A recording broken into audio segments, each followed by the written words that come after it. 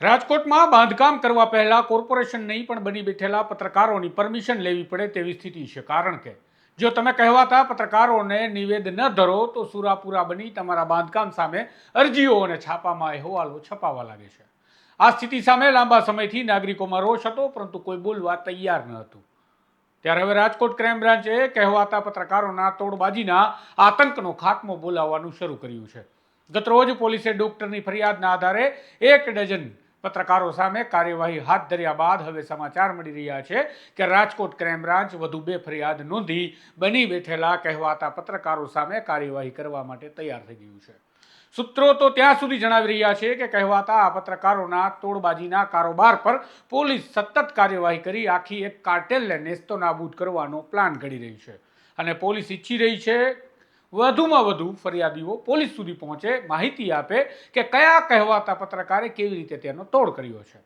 ટૂંકમાં બની બેઠેલા કહેવાતા પત્રકારોનો હવે કપરો સમય રાજકોટમાં શરૂ થઈ ગયો છે। વિગતે વાત કરીએ રાજકોટ પોલીસે બાહોશીપૂર્વક શરૂ કરેલા આ કહેવાતા પત્રકારો સામેના ઓપરેશનની। નમસ્કાર, હું છું આપની સાથે તુષાર વસિયા। આપ જોઈ રહ્યા છો સ્વમાન।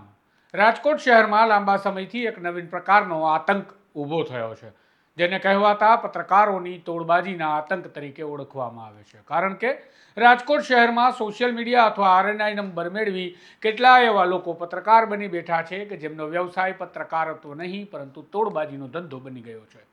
આ લોકો રાજકોટમાં જ્યાં ક્યાંય પણ બાંધકામ શરૂ થાય એટલે તુરંત ત્યાં નાના મોટા ફોલ્ટ શોધી બાંધકામ કરી રહેલા વ્યક્તિને છાપામાં તેના સમાચાર છાપી દેવાનો ડર બતાવવા લાગે છે। અને જો સમાચાર નહીં છાપવા છે તો વિડીયો વાયરલ નથી થવા દેવો છે, આવું બધું કરવું છે તો તેના માટે મસ્ત મોટા રૂપિયાની માંગણી આ કહેવાતા પત્રકારો દ્વારા કરવામાં આવે છે। વળી કેટલાક તો એવા પણ છે કે જે મોટી રકમની માંગણી બાદ મામૂલી રકમમાં પણ સેટિંગ કરી લે અને દાડો પાડી લે છે। અમારા સૂત્રો જણાવે છે કે બાંધકામમાં ફોલ્ટ શોધી તોડપાણીના વેપાર માટે કોર્પોરેશનના કર્મચારીની પણ આ મામલે સંડોવણી ખુલે તો ના નહીં। એવી જ રીતે દવાખાના, ડોક્ટર અને પોલીસ કર્મીને પણ વિવિધ ફોલ્ટ શોધી બ્લેકમેલિંગ કરવામાં આવી રહ્યા હતા તેવું પણ કેટલાક નગરજનો ચર્ચા કરી રહ્યા છે। પરંતુ હવે આવા લોકોના પાપનો ઘડો ભરાઈ ગયો હોય તેમ પોલીસ કાર્યવાહી શરૂ થઈ ગઈ છે। રાજ્યની સરકારે પોતે પણ આ મામલાનું સંજ્ઞાન લઈ પોલીસને સૂચના આપી આવા તત્વોને ડામવા માટે કાર્યવાહી શરૂ કરવાનો આદેશ આપ્યો છે તેવા પણ સમાચાર સૂત્રો પાસેથી પ્રાપ્ત થઈ રહ્યા છે। અને માટે જ રાજકોટ શહેરમાં ગતરોજ ડોક્ટરને બ્લેકમેલ કરવાના મામલામાં 12 પત્રકાર અને 1 ડોક્ટર સામે ગુનો નોંધવામાં આવ્યો છે। ત્યારે રાજકોટ શહેર ક્રાઇમ બ્રાન્ચ 2 અરજી પર કાર્યવાહી કરી રહી છે તેવા સમાચાર પણ પ્રાપ્ત થઈ રહ્યા છે। બાંધકામમાં જે પ્રકારે તોડપાણી થયા તેના કારણે બિલ્ડર એસોસિએશને પણ ફરિયાદ પોલીસને આપી છે અને સાથે જ એક વેપારી દ્વારા પણ આવા કહેવાતા પત્રકારો સામે તોડબાજી અને બ્લેકમેલિંગની ફરિયાદ આપી છે તેવા સમાચાર છે।